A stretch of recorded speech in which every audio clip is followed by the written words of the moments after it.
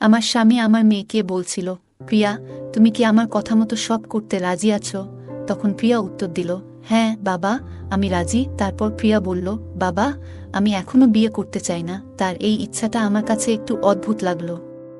তখন আমার স্বামী বলল, প্রিয়া, আমি তোমার ভবিষ্যতের কথা ভেবেই এই কাজটা করতে বলছি। আমার কথা মতো কাজ করো। প্রিয়া উত্তর দিল, কিন্তু বাবা, আমি এমনিতেই মানসিকভাবে কষ্টে আছি, আর আপনি আমাকে এমন কিছু করতে বলছেন যা আমি বুঝতে পারছি না। আমি তখন থেকেই আন্দাজ করছিলাম যে বন্ধ ঘরের পেছনে কিছু ঘটছে। হঠাৎ আমার স্বামীর কণ্ঠ শুনতে পেলাম। সে বলছে, প্রিয়া, আমি যা বলেছি সেটা করলে তোমারও ভালো হবে। আমার স্বামী বলল, প্রিয়া, ভুল বুঝো না। আমরা যা করছি তা আমাদের মধ্যে সীমাবদ্ধ থাকবে, তোমার এবং আমার ভালোর জন্যই করছি। হঠাৎ আমি প্রিয়ার কান্নার শব্দ শুনতে পেলাম। সে বলছিল, বাবা, আমি অনেক কষ্টে আছি। এরকম কথা শুনে আমি বুঝলাম কিছু একটা ঠিক হচ্ছে না। এই পরিস্থিতিতে আমি তার ঘরে ঢুকে গেলাম। তারপর যা দেখলাম তা দেখার মোটেও প্রস্তুত ছিলাম না। আমার গল্পগুলো তোমরা শুনো, কিন্তু সাবস্ক্রাইবই করো না। দয়া করে গল্পগুলো ভালো লাগলে ভিডিওটি লাইক, শেয়ার এবং চ্যানেলটি সাবস্ক্রাইবই করো প্লিজ। আমি সুমি, 15 বছরের বিবাহিত জীবন কাটাচ্ছি, এবং আমাদের মেয়ে প্রিয়া, যার বয়স এখন 15 বছর। সে এখন আমাদের সাথে থাকে। ওকে দেখলে মনটা ভালো হয়ে যায়। আমার মেয়ে অনেক সুন্দর ছিল। আমরা সবসময় চাইতাম আমাদের মেয়ে ভালোভাবে বড় হোক, একটা ভালো চাকরি করুক। প্রিয়া শহরে থেকে পড়াশোনা করছিল, আর তার জন্মের পর থেকে আমার স্বামীর জীবনেও অনেক পরিবর্তন এসেছে। ছোটবেলা থেকেই আমরা প্রিয়ার জন্য বড় বড় স্বপ্ন দেখতাম। ওকে ভালো শিক্ষায় শিক্ষিত করার জন্য আমরা যথাসাধ্য চেষ্টা করেছি। প্রিয়া খুবই মেধাবী ছিল। প্রিয়া ছিল একজন পরিশ্রমী মেয়ে, সবসময় পড়াশোনায় প্রথম হতো। সে শহরের একটি নামকরা স্কুলে ভর্তি হয়েছিল। আমি আর ওর বাবা ওর নিরাপত্তা নিয়ে সব সময় চিন্তিত ছিলাম, তাই প্রায়ই ওকে ফোন করে পড়াশোনার খোঁজ খবর নিতাম। কিন্তু আজ, বাড়িতে প্রায় 10 মাস পর প্রিয়া বাড়িতে আসে, আমি ওকে দেখে কিছুটা অবাক হয়ে গেলাম। আগে ওকে বেশ রোগাপাতলা লাগত, কিন্তু এবার ওর শরীর কিছুটা ভরাট হয়েছে। ওকে দেখতে বেশ ভালো লাগছে। বাড়িতে এসেই প্রিয়া আমাকে বলল, মা, বাবা কি অন্য শহরে কাজে ব্যস্ত? আমি ওকে জিজ্ঞেস করলাম। ওর আচরণে কিছুটা পরিবর্তন লক্ষ্য করলাম। ওর মুখের কথাগুলো আমাকে চিন্তিত করল। ওকে শান্ত করার জন্য ওর ঘরে ঢুকলাম। দেখলাম কিছুটা সময় চুপচাপ বসে আছে। আমি ভাবলাম হয়তো কোনো ছোটখাটো সমস্যা। প্রিয়া সবসময় হাসি খুশি থাকত, মজার কথা বলতো, কিন্তু আজ ওর মুখে কোনো হাসি নেই। আমি চিন্তা করতে লাগলাম, হয়তো পড়াশোনার চাপ বা কলেজে কিছু ঘটেছে। আগে ওর ঘর সবসময় পরিচ্ছন্ন থাকত, কিন্তু আজ ঘরটা একটু অগোছালো। আমি ওর ঘরে গিয়ে কথা বলার চেষ্টা করলাম। বললাম, তোমার বাবাকেও আসতে হবে। সবাই মিলে একটা সমাধান বের করতে হবে। প্রিয়া বিরক্ত হয়ে বলল, মা, তুমি কি শুধু প্রশ্ন করবে নাকি আমাকে একটু ফ্রেশ হতে দেবে? এই কথা বলে প্রিয়া বাথরুমে গেল ফ্রেশ হতে। আমরা তখন ওর বাবার সাথে বসেছিলাম। প্রিয়া এসে ওর বাবার দিকে তাকিয়ে শক্ত করে জড়িয়ে ধরল। অনেকদিন পর বাবাকে দেখে ওর চোখে জল চলে এলো। আমি বুঝতে পারছিলাম ও ওর বাবাকে মিস করেছে। ওকে দেখে আমি একটু সরে গিয়ে ওদের একা থাকতে দিলাম, যেন ও মন খুলে কথা বলতে পারে। যদিও আমি ঠিক বুঝতে পারছিলাম না ওর ভেতরে কি চলছে। তারা অনেকক্ষণ এইভাবেই ছিল। প্রিয়ার আচরণে কিছুটা অস্বাভাবিকতা লক্ষ্য করলাম, যেন ও কিছু লুকোচ্ছে বা কিছু বলতে চাইছে। আমি ওকে বুঝিয়ে বললাম, যদি কোনো সমস্যা হয় তাহলে যেন নির্দ্বিধায় আমাদের সঙ্গে কথা বলে। আমার মেয়ে আর আমার স্বামী দুজনেই বাড়িতে এসেছিল, তাই আমি একটি মজার ডিনার তৈরি করলাম। ডিনার শেষে আমরা সবাই ঘুমাতে যাওয়ার প্রস্তুতি নিলাম। হঠাৎ প্রিয়া বলল, মা, আমি আজ বাবার ঘরে ঘুমাবো। তুমি আমার ঘরে ঘুমাও। ওর কথাই জেদ ছিল, তাই আমিও বললাম, ঠিক আছে। আমি যখন প্রিয়ার ঘরে ঘুমাতে গেলাম তখন বুঝলাম সাধারণত প্রিয়া ওর বাবার সঙ্গে ঘুমাতো না, এবং আগে ও বাবার সঙ্গে এত কথা বলতো না। আজ হঠাৎ করেই ওর বাবার সঙ্গে ঘনিষ্ঠ সময় কাটানোর ইচ্ছা দেখে কিছুটা অবাক হলাম।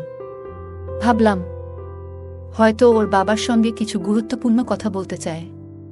কিন্তু আমার ধারণা ছিল না যে প্রিয়া এবং তার বাবা আমার কাছে একটি বড় সত্য লুকাতে চাচ্ছে। প্রিয়া তার বাবার ঘরে গিয়ে ওকে আলিঙ্গন করল। বাবা ওর মাথায় হাত বুলিয়ে জিজ্ঞেস করলেন, কি হয়েছে প্রিয়া? হঠাৎ আমার সঙ্গে ঘুমানোর ইচ্ছা কেন? প্রিয়ার মুখে চিন্তা আর অস্থিরতা স্পষ্ট ছিল। তিনি তাকে আশ্বস্ত করলেন, যা কিছু বলার নির্ভয়ে বলতে পারো। পরের দিন গ্রামের একটি মেলার আয়োজন করা হয়েছিল। সন্ধ্যায় প্রিয়া ওর বাবার সঙ্গে মেলায় গেল। ও কিছুক্ষণ আমাদের প্রতিবেশী আন্টির সঙ্গে থাকার পর মেলায় চলে গেল, কিন্তু ওকে যেতে দেখে আমার স্বামী একবারও আমাকে জিজ্ঞেস করলেন না আমি ওদের সঙ্গে যাচ্ছি কিনা। প্রিয়ার মুখে হাসি থাকলেও ওর বাবাকে রাগান্বিত দেখাচ্ছিল। বিশেষত ও গ্রামের মানুষের সামনে ওর পোশাক নিয়ে ও ছোট একটি স্কার্ট আর টপ পরেছিল। আমি প্রিয়াকে বললাম, প্রিয়া, এটা এমন শহর না যেখানে তুমি এভাবে পোশাক পরতে পারো। প্রিয়া শান্তভাবে বলল, মা, এটা আমার পোশাক, আর আমি যা চাই তা পরব। আমি এখানে অল্প সময়ের জন্য এসেছি এবং আমি নিজের মতো করে বাঁচতে চাই। ওর এই আত্মবিশ্বাস দেখে আমি অবাক হলাম। আমি প্রিয়াকে বোঝানোর চেষ্টা করলাম, আমি বুঝি তুমি নিজের মতো করে বাঁচতে চাও, কিন্তু এখানকার মানুষদের চিন্তাভাবনা ভিন্ন। আমার স্বামীও তখন প্রিয়ার পক্ষে কথা বললেন, আমাদের উচিত ওকে নিজের মতো থাকতে দেওয়া। ও এখন বড় হয়েছে এবং নিজেই সিদ্ধান্ত নিতে পারে। আমাদের ওর জীবনে হস্তক্ষেপ করা উচিত নয়। আমি লক্ষ্য করলাম আমার স্বামীর চিন্তাভাবনায় পরিবর্তন এসেছে। আগে তিনিও এ বিষয়ে চিন্তিত থাকতেন, কিন্তু এখন তিনি ওকে সমর্থন করছেন। হয়তো অন্য শহরের জীবনধারা তার উপর প্রভাব ফেলেছে। আমি মনে মনে ঠিক করলাম মেয়ের সঙ্গে একান্তে কথা বলবো। তবে আজকের রাতে এসব ভাবনা থেকে মুক্তি পেতে চাইলাম। কিছুক্ষণ পর আমি শুনতে পেলাম যে আমার স্বামীর ঘর থেকে অদ্ভুত আওয়াজ আসছে। ঘর থেকে বেরিয়ে দেখলাম ওর ঘরে আলো জ্বলছে। আওয়াজটা শুনে আমি ওর ঘরের দিকে এগিয়ে গেলাম, কারণ আমি ওর সঙ্গে কথা বলতে চেয়েছিলাম। আমি শুনতে পেলাম কেন প্রিয়া এমনভাবে চিৎকার করছে। আমি ওর ঘরের দরজার কাছে যেতেই আমার হাত হঠাৎ করে দরজায় ধাক্কা খেয়ে গেল। আমি দরজায় টোকা দিতেই প্রিয়ার আওয়াজ বন্ধ হয়ে গেল। ঘরটা তখন অন্ধকারে ছিল। আমি বিভ্রান্ত হয়ে পড়লাম। মনে হচ্ছিল যেন আমি ঘুমের স্বপ্ন দেখছি, কিন্তু একই সঙ্গে বুঝতে পারছিলাম ঘরের আলো বন্ধ হয়ে গেছে। কোনো আওয়াজ না পেয়ে আমি ধীরে ধীরে রুমের দরজা খুললাম। মৃদু আলোতে দেখলাম তারা আরামে ঘুমাচ্ছে। আমিও পরে ঘুমিয়ে পড়লাম। পরদিন সকালে প্রিয়াকে জিজ্ঞেস করলাম, তুমি ঠিক আছো তো? প্রিয়া আমাকে আশ্বস্ত করে বলল, মা, আমি ঠিক আছি। তবে রাতে যে চিৎকার শুনেছিলাম সেটা নিয়ে ও কিছু বলল না। শুধু জানাল যে খারাপ স্বপ্ন দেখেছে, কিন্তু আমার মনে হচ্ছিল সবকিছু ঠিকঠাক নয়। মনে হচ্ছিল কিছু একটা লুকোনো হচ্ছে। সেদিন রাতে আমি ঠিক করলাম আমাকে খুঁজে বের করতে হবে আসলে কি ঘটছে। যখন সবাই ঘুমিয়ে পড়ল, আমি আবার মনোযোগ দিয়ে শুনতে শুরু করলাম। আমার স্বামীর ঘর থেকে প্রিয়ার গলার আওয়াজ পেলাম। ওদের কথাবার্তা শুনে মনে হচ্ছিল বাবা মেয়ের সম্পর্ক যেন এক নতুন মাত্রায় পৌঁছেছে। পরদিন সকালে আমার স্বামী কাজে যাচ্ছিল বলে তাড়াতাড়ি নাস্তা তৈরি করে দিলাম। পরে দেখলাম প্রিয়া ঘরের মধ্যে হাঁটছে, কিন্তু ওর মুখটা ফ্যাকাশে। মনে হচ্ছিল ও খুব ক্লান্ত। আমি ওকে বললাম, তুমি ফ্রেশ হয়ে নাও, তারপর নাস্তা করে নিও। আজ একসাথে বাজারে যাই। কিন্তু প্রিয়া ক্লান্তিভরা কণ্ঠে বলল, মা, আজ আমি খুব ক্লান্ত, মার্কেটে যেতে পারবো না। তুমি একাই যাও, আমি বিকেল পর্যন্ত বিশ্রাম নিতে চাই।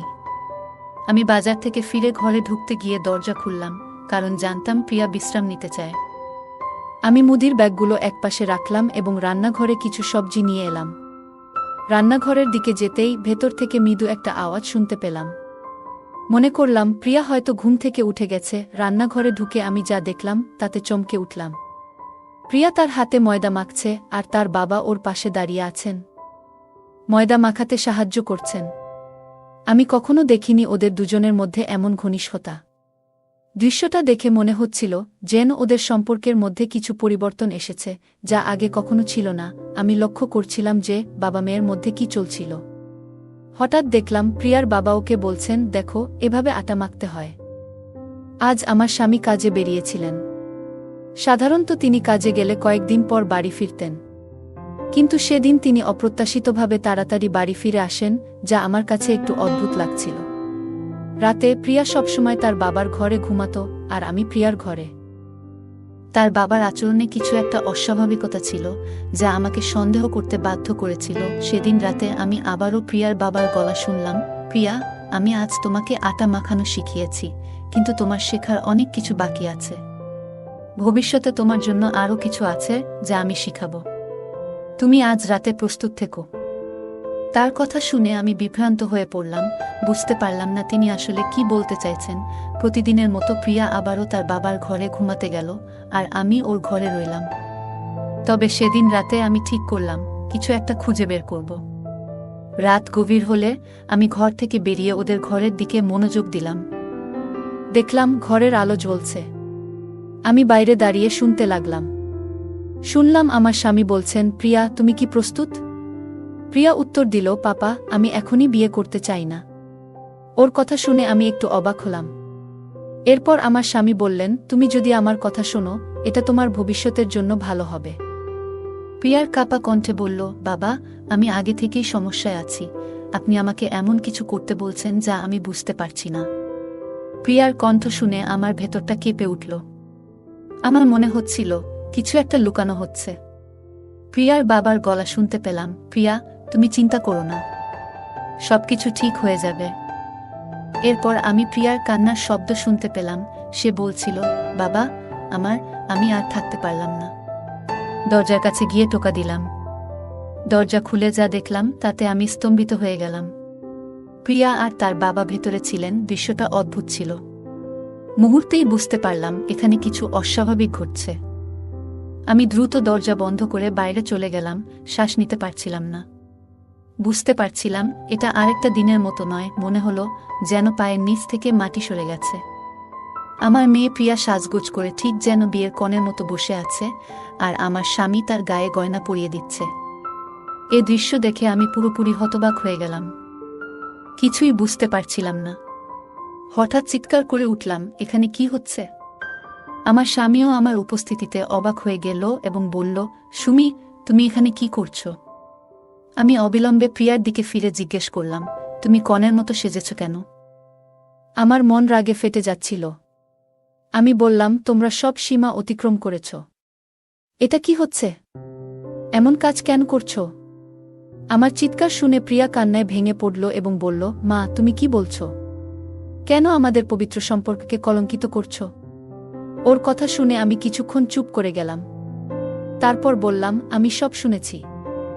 তুমি আর তোমার বাবার কথাবার্তা, রান্নাঘরে বিকেলে যা দেখেছি সবকিছুই জানি।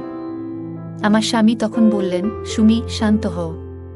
তুমি যা ভাবছ তা সত্য নয়। আমাদের মেয়েটি কঠিন সময় পার করছে। আমি শুধু ওকে সান্ত্বনা দেওয়ার চেষ্টা করছি। আমি বললাম, তুমি বলছো তুমি এমন কিছু করে ওকে সাহায্য করার চেষ্টা করছো যা একেবারেই অনুচিত। আমার স্বামী শান্ত গলায় বললেন, সুমি তুমি যা দেখছো তা সবসময় সত্য নয়। পুরো সত্যটা শুনতে হলে আগে তোমার মনকে শান্ত করতে হবে। আমার ভেতরের রাগ সামলে নিয়ে আমি শুনতে লাগলাম। আমার স্বামী বললেন, আমাদের মেয়ে প্রিয়া যখন হোস্টেলে ছিল তখন তার এক ছেলের সাথে পরিচয় হয়েছিল। সেই ছেলেটি তাকে নিয়ে পালিয়ে বিয়ে করেছিল। তারা অন্য শহরে চলে গিয়েছিল এবং সেখানে স্বামী স্ত্রীর মতো থাকতে শুরু করে। কিন্তু ছেলেটি বিশ্বাসযোগ্য ছিল না। একদিন সে প্রিয়ার টাকা ও গহনা নিয়ে পালিয়ে যায়। প্রিয়া যখন বুঝতে পারে ছেলেটির আসল উদ্দেশ্য, তখন সে অনেক কষ্টে আমাদের কাছে ফিরে আসে। তার জীবনে একটা বড় ধাক্কা লেগেছিল। এমনকি সে নিজেকে শেষ করার কথাও ভেবেছিল। কয়েকদিন আগে প্রিয়া আমাকে ফোন করে সব বলেছিল। আমি তখনই তাকে শান্ত করি এবং বাড়ি ফিরে আসতে বলি। আমার স্বামী আরও বললেন, প্রিয়া যখন বাড়ি ফিরল আমি ওকে কিছু কাজে ব্যস্ত রাখতে চেয়েছিলাম যাতে তার মন অন্যদিকে যায়। তাই ওকে ময়দা মাখানো শেখাচ্ছিলাম, সাজগোজের মাধ্যমে একটু আনন্দ দেওয়ার চেষ্টা করছিলাম। এসব ছোট ছোট কাজ ওকে ব্যস্ত রাখে, তার মনকে বিভ্রান্ত করে এবং মানসিকভাবে স্বস্তি দেয়া। আমি শুধু ওকে সাহায্য করার চেষ্টা করছিলাম, কিন্তু তুমি তা ভুলভাবে বুঝেছ। আমি সব শুনে স্তব্ধ হয়ে গেলাম। বুঝতে পারলাম আমি পরিস্থিতিটাকে ভুলভাবে দেখেছিলাম। আসল উদ্দেশ্য ছিল প্রিয়ার মানসিক শক্তি ফিরিয়ে আনা, যাতে সে নিজের জীবনের নিয়ন্ত্রণ আবার নিজের হাতে নিতে পারে। এই সব শুনে আমি বুঝতে পারলাম যে প্রিয়া অনেক কষ্টের মধ্যে দিয়ে গেছে। আমি এবং আমার স্বামী মিলে ঠিক করলাম যে ওকে এই মানসিক যন্ত্রণা থেকে বের করে আনতে হবে।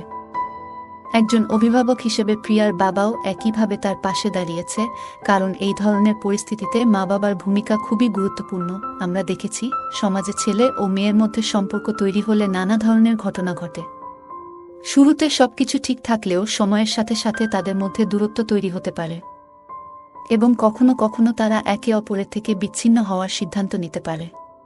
কিন্তু এই বিচ্ছেদ মেয়েটির জন্য মানসিকভাবে কষ্টকর হয়ে উঠতে পারে। গল্পটা কেমন লাগলো জানাতে ভুলবে না। আরও মজার মজার রোমান্টিক গল্প শুনতে চাইলে ভিডিওটি লাইক, শেয়ার এবং চ্যানেলটি সাবস্ক্রাইব করতে এবং বেল আইকনটি ক্লিক করতে ভুলবে না। ধন্যবাদ।